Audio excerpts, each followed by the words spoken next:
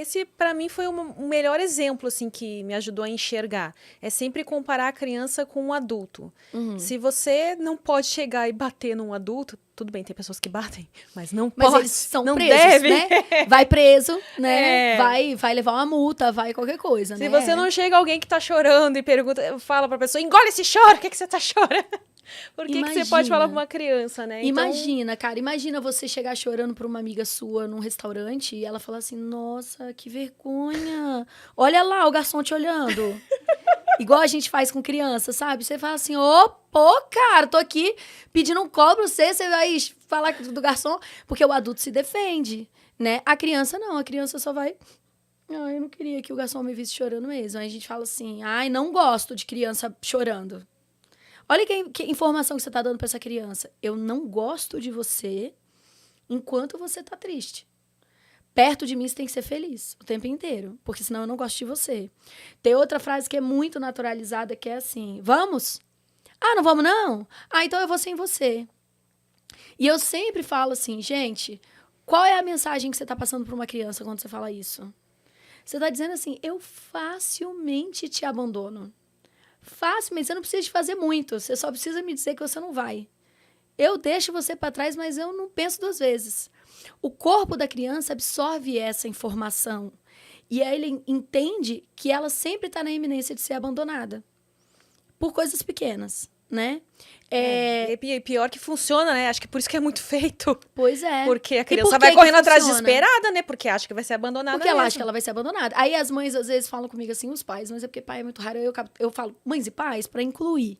Mas infelizmente é mais... Vocês estão com calor? Tá calor, né? Ele tá com as bochechas vermelhas. Faz assim por fora. Faz assim por fora. Avisa a gente, porque a gente empolga na conversa aqui. E aí, alguns pais e mães vão falar pra mim assim, ah, Nanda, mas ele sabe que não é verdade. Ele sabe, por isso que eu faço, porque eu sei que ele sabe que não é verdade. Aí eu falo assim, olha só, das duas uma. Se ele sabe que não é verdade, ele não vai atrás de você, ele vai querer ficar no parquinho. Então, das duas uma. Ou ele está com medo de ser abandonado e ele vai correr atrás de você e vai funcionar a ferramenta. Ou ele não acredita, ele vai continuar brincando, não vai estar nem aí para essa frase. Então, não vem me falar que ele não acredita se ele corre atrás de você. E se você está falando que ele não acredita porque ele continua brincando, para de usar isso, que não está fazendo diferença na sua vida. Então, de qualquer forma, você para de usar. Entendeu? Ah, Nanda, mas o que eu faço ao invés? O que você vai fazer ao invés é o seguinte, você vai fazer combinados anteriores e você vai fazer avisos. Porque as crianças precisam de aviso. Quando você está na festa com uma amiga e você começa, tá dando minha hora, você não olha para ela e fala, vamos, deu minha hora. Você não faz isso. Você fala, amiga, termina aí. Pra nós. Vamos. Tá, deixa eu só acabar essa conversa que beleza, mas eu tô cansando. Você dá um aviso prévio, você fala, daqui a pouquinho eu vou querer ir embora. Pra quê? Pra sua amiga se despedir, pra ela tomar o que ela tá fazendo, acabar de tomar o que ela tá tomando. Ela precisa se acostumar com a ideia de que ela vai embora. Com a criança, os pais olham, opa, tá na hora de jantar, vamos, acabou o parquinho. A criança, não, mas eu quero ficar aqui. Você não me desobedece, menino. Acabou o parquinho, eu tô mandando a gente ir embora. Então, se a gente só tiver a mesma consideração, a gente fala, filho, daqui a pouquinho nós estamos indo, tá ficando tarde, daqui a pouco vai dar mosquito aqui, né? Entendeu? A criança, beleza, mosquito, tarde, comida, tô entendendo. Desce no escorregador mais 5 vezes e a gente vai. E pronto, tornou concreto, lembra do concreto. Legal, o concreto, porque essa coisa dos 5 minutinhos aí, que você falou que a criança não entende na questão do tempo, né? Não sabe o que são 5 minutos. Porque a minha aprendeu a pedir só mais 5 minutinhos. Mas ela vai pedindo mais 5 minutinhos, porque ela não tem noção do que é 5 minutinhos. Não. Adorei a ideia do não desce mais 5 vezes o escorregador. Você tem que concretizar. Porque aí ela entende, por exemplo, eu geralmente falo para os meninos assim, escolhe o que você vai fazer por último. Né? Lá na nossa casa a gente tem o último e o último. Então eles fazem os dois. Eu falo, então escolhe um último, escolhe um último. Então o último vai ser subir o negócio lá e o último vai ser o escorregador, beleza. Sobe. Na hora que ele tá indo pro escorregador, eu falo, lembra que é o último, hein? Acabando o escorregador, a gente vai comer. Você vai querer comer o quê? Aí ele desce e já fala que ele quer comer. E aí eu já vou, né, linkando com a próxima atividade. Então, quando a gente chegar em casa, né, eu vou servir isso pra você. Você quer o quê? Arroz, feijão, nanana. Então, por quê? Porque se a gente... É muito comum a gente ter o hábito, né, de querer ser pai e mãe à distância. Então, a gente fala assim, daqui a 10 minutos vai embora. Aí, 10 minutos, vamos! Né? Então, à distância, a criança não tem o suporte que ela precisa para desconectar daquela atividade. Né? As crianças, elas se conectam muito aos lugares, às coisas. Então, para fazer uma transição, a criança sair do parquinho, embora da casa da avó, parar de brincar para ir tomar banho.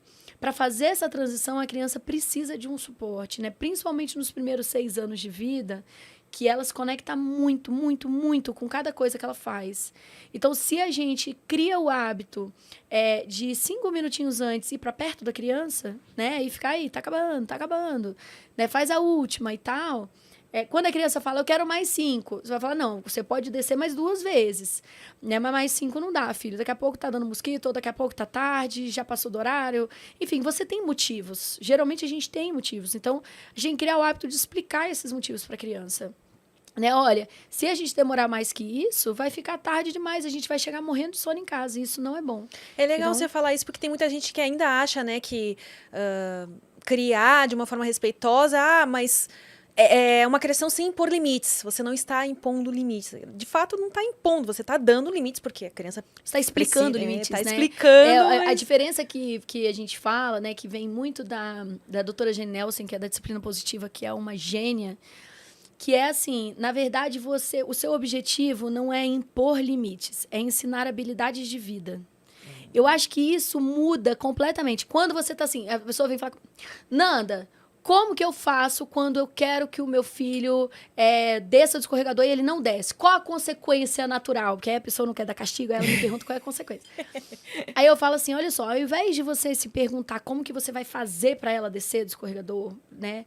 Como que você vai fazer, qual é a consequência que você vai dar, vai para a mentalidade da habilidade. Qual é a habilidade que eu quero que a minha filha desenvolva agora, né?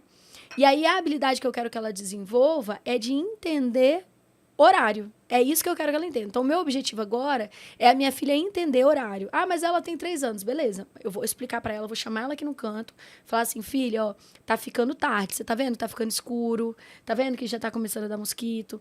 Esse é um horário que não dá pra gente estar aqui mais, porque é muito tarde. Então, eu preciso que você termine lá e eu preciso que a gente vá, porque tá ficando muito tarde. Ah, então a criança de 3 anos vai aprender isso só porque você fez conversa? Não. Vai precisar de muita repetição. Mas a sua mentalidade é outra. Você já não está querendo controlar se a sua criança vai ou não vai fazer. Você já está querendo ensinar uma habilidade de vida para ela. Então, você enxerga o seu relacionamento com a criança com outros olhos. Porque você percebe que, na verdade, o que você está fazendo é ensinando a sua criança a viver nesse planeta. Entende? Quando você fala de impor limites, não. Você está falando que você quer dizer para a criança até onde ela pode ir. É diferente de como que se vive aqui. Por exemplo, a gente fala, não, tem que ter limite, você não pode ficar, sei lá, você está num restaurante e a criança está gritando e correndo em volta da mesa dos outros. Não, você tem que impor limite. Essa criança está sem limite. Essa visão é de que a criança quer importunar os outros e a gente tem que ensinar para ela que ela não tem esse direito. Quando você pensa em habilidade de vida, você percebe que, na verdade, você está ensinando a sua criança a estar num restaurante. Entendeu? Você está ensinando para ela, dentro daquele espaço, quais são os direitos e os deveres dela. Não é tanto só o limite que ela pode ou ela não pode. É como é. Né? Por que você não pode ficar girando em volta da mesa?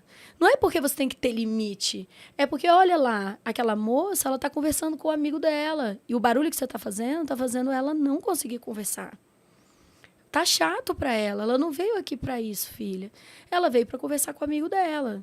Então, você não pode ficar fazendo barulho perto dela, entendeu, meu amor? Então, você tá ensinando uma habilidade de vida para essa criança. Que é a empatia, né? A empatia, a considerar o outro. Não é limite no sentido... Limite faz diferença. Não sei se tá fazendo sentido a diferença que eu tô fazendo aqui.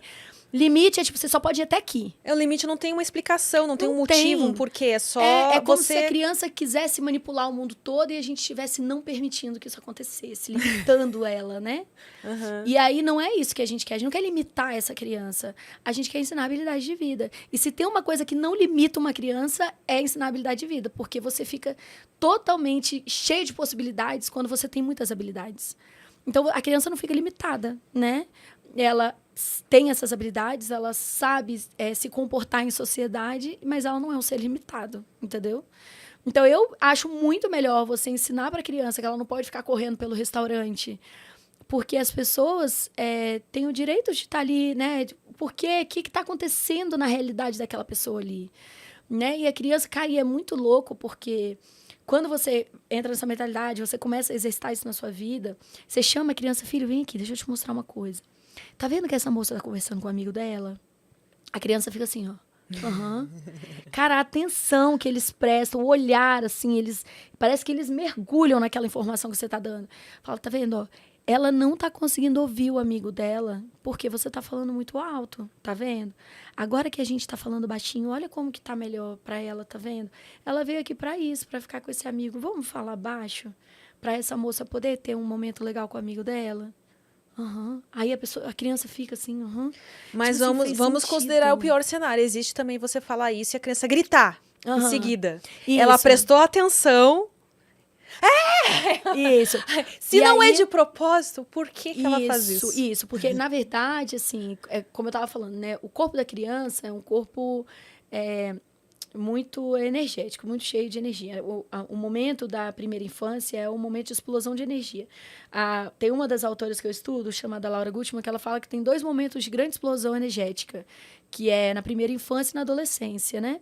Então, essa explosão de energia, a Maria Montessori, né, que é uma psiquiatra maravilhosa, ela, italiana, ela falava assim, que a maior autoridade que existe na vida de uma criança é essa energia que ela tem.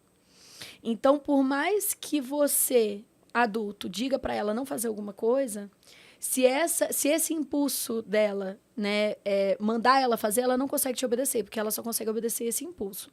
Então, o que a gente tem que parar para analisar nesse momento é o seguinte, que é a análise maior. Se você entender isso nesse podcast, você entendeu tudo. Que é assim, qual é a necessidade que está levando a minha criança a gritar? Porque a criança sempre, qualquer comportamento, isso é a comunicação não violenta, é Maria Montessori, é a disciplina positiva, é Laura Gutman, é todo mundo, Mona Delahouque, todo mundo fala, né? Neurociência, polivagal, tudo. Todo comportamento tem uma necessidade por trás. Se você quer lidar com esse comportamento, você precisa entender qual é a necessidade. Então, essa criança está gritando por quê? Às vezes, essa criança está gritando porque ela está cheia de energia, porque tem dias que ela não sai de casa. A gente vai suprir isso de uma forma.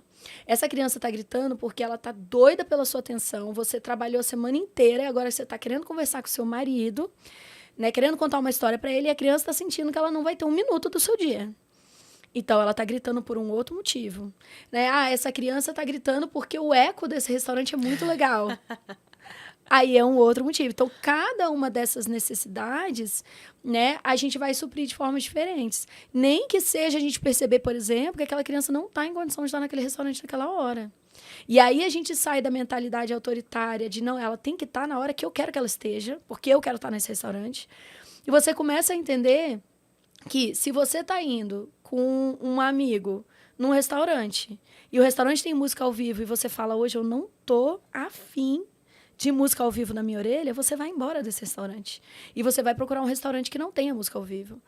Por que a criança também não pode ter demandas em dias, né? Você olhar e fala assim, pera lá, a minha filha, ela tá precisando de um restaurante que tenha coisa para ela fazer, que tenha área kids, porque hoje ela tá com muita energia, ela tá 3 dias trancada dentro de casa, porque eu tava viajando, ela tava com a avó, sabe essas coisas assim? Então, eu tenho que enxergar as necessidades da minha filha. Mas isso é um problema da nossa sociedade moderna também, né? Porque agora que a mulherada toda tá independente, tá trabalhando, a gente quer seguir a nossa vida como se não fôssemos mais mães. Uhum. Só que tem que aceitar que a gente é mãe e sim, haverão limitações. E essas limitações são pra gente. E é uma decisão, né, que a gente tem que tomar se a gente vai suprir isso ou não. Mas, assim, se a gente segue a educação tradicional, o que a educação tradicional ensina pra gente é a sua vida não pode mudar por causa da criança. A criança é que tem que se adaptar à sua vida e não o contrário. É isso que a educação tradicional te ensina. E o que a gente está desconstruindo aqui não faz sentido isso. É a mesma coisa de você decidir que você quer ser casada, né? Mas você quer ter namorados. Entende? Eles falam Se não assim, tá no relacionamento liberal, não é assim que isso, olha só, entendeu? Você que tem que se adaptar à minha vida de solteira, marido, sabe? É o mesmo conceito, né? Tipo assim, eu tenho essa nova realidade, eu sou casada, mas eu quero seguir com a vida que eu tinha antes. E aí, esse marido, vamos supor, essa esposa, pode não se sentir suprido com isso, e ter um monte de necessidades, né, totalmente não atendidas. É o que essa criança vive. Né? Você quer continuar a vida que você tinha e você desconsidera completamente uma nova realidade. E eu acredito que muito disso tem a ver com a educação tradicional nos dizendo que é isso que você tem que fazer. Se você for uma boa mãe, né, a sua criança tem que dormir 3 horas da manhã em 3 cadeiras do bar, porque aí a sua criança está dormindo em qualquer lugar com barulho e isso é que é o certo. Quantas vezes eu já ouvi? A gente sempre teve rotina muito estruturadinha, porque eu trabalho com isso desde que eles eram bebês, né? E aí a gente ia embora, tá dando horário da rotina de sono dos meninos, a gente tá indo embora da festa. As pessoas falam, ih, vai virar daquelas crianças que só dorme se tiver escuro, sem barulho, não sei o quê. Como se a gente não botar os nossos filhos para dormir no meio de uma festa, coberto por um terno, sabe, assim? Incompetência de vocês. Fosse incompetência nossa. Então, e vale dizer que os meus filhos dormem em qualquer barulho, e isso nunca atrapalhou. Eu não sei por que as pessoas gostam tanto desse negócio de criança dormir no barulho, mas o que eu percebo é que a gente aprendeu a achar isso bonito, né? A ter orgulho de ter um filho que dorme no boteco 3 horas da manhã. E a gente passou a achar coisa de criança fraca, que tem que ir para casa dormir, entendeu? E aí, eu acho que fica difícil conciliar, né? Se eu olhar para um amigo seu e falar assim, vamos no restaurante que tem área kids? Já olha e fala, você vai ser dessas mães? Entende? Você fica, pô, o quê? Dessas mães o quê? Que quer que minha filha se divirta também? Das mães que quer que a filha gaste energia porque criança precisa disso? Da mãe que quer que a minha filha única tenha outras crianças para brincar? Porque eu tô aqui com as outras pessoas. Eu tô socializando, eu tô conversando. Por que ela não tem o direito de fazer a mesma coisa? Né? Então, assim, aí a gente começa a enxergar como que as crianças não têm direitos. Elas não têm direito de brincar, de gastar energia, não tem direito, não. Se não couber no itinerário que eu organizei para esse final de semana, ela vai ficar sentada na mesa, às vezes com tablet, às vezes sem nada, esperando a minha programação acabar. Ela que lide.